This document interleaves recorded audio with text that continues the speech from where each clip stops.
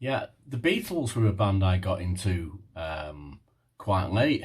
Relatively speaking, I remember John Lennon being shot. I was, I think I just, I will have been turning 14. It was December 1980. So yeah, it was early December. I think it was the 4th of December that John Lennon got shot, and I had to turn 14 later on that month, just before Christmas. And I remember, this is not a word of a lie, who's John Lennon? So that was the extent of my kind of awareness of the Beatles up to then. So by the time I get further into my teens, I've fallen in love with the Beatles.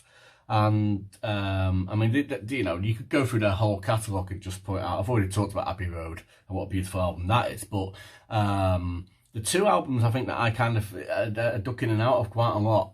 But Sergeant Pepper, which is to another extent, I think it's a bit overrated. I do. I think we can listen to Revolver, which came before it. Revolver is a much better album. Some great songs on Revolver.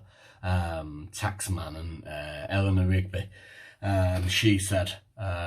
Things like that. There's some brilliant stuff. Very, very psychedelic. Lennon's certainly moving through that stage of writing things that, kind of culminate with Strawberry Fields in a more general, what people are aware of.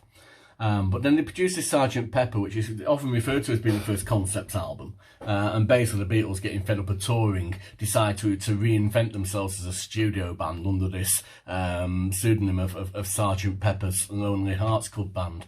And and that's the thing of the album cover and dressed up and all this audience with them, of all these famous people. But there are some beautiful songs on it, and oddly enough, I think when you listen to something like She's Leaving Home, which is a social commentary, it's about a girl who needs to go and get an abortion, which in '67 is still illegal. It's about to become legalised, but at that point, all this reference to meeting a man from the motor trade. People listening to that in '67 would have known exactly what that was talking about. I also Fixing a Hole. I don't know why. It's one of those songs again. It's just I just like it. It's just a nice song.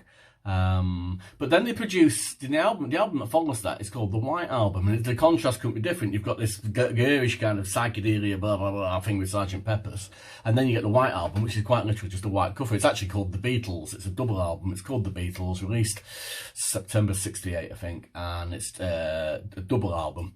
And really, a lot of people look at it and say, well, actually, what you've really got are songs by John Lennon that are very clearly John Lennon songs by Paul McCartney that are very clearly Paul McCartney songs by Harrison and indeed Ringo Starr that are clearly attributable to both of them. Whatever, there are some brilliant tracks, and things like Back in the USSR, great rock and roll.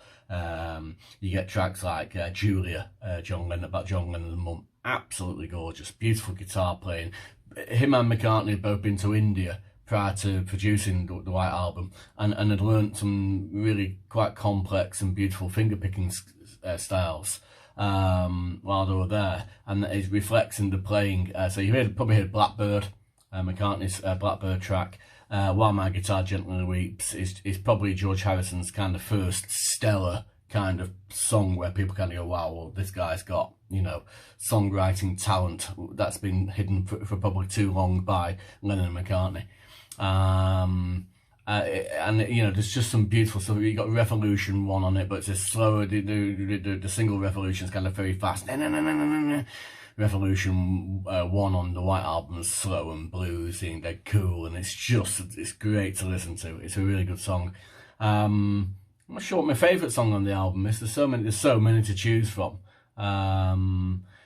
There's one called Sexy Sadie, and it's got a great kind of piano hook on it, and it's actually John Lennon wrote it about the Maharishi Messi yogi who'd been in India with, who basically John Lennon had worked out wasn't quite as holy as he made out, and his interests were a bit more earthly and carnal towards some of the females in the group than perhaps as being quite so heavenly minded as he'd make out. And he wrote this song, and he raised it. The line was meant to go, Maharaja, what have you done?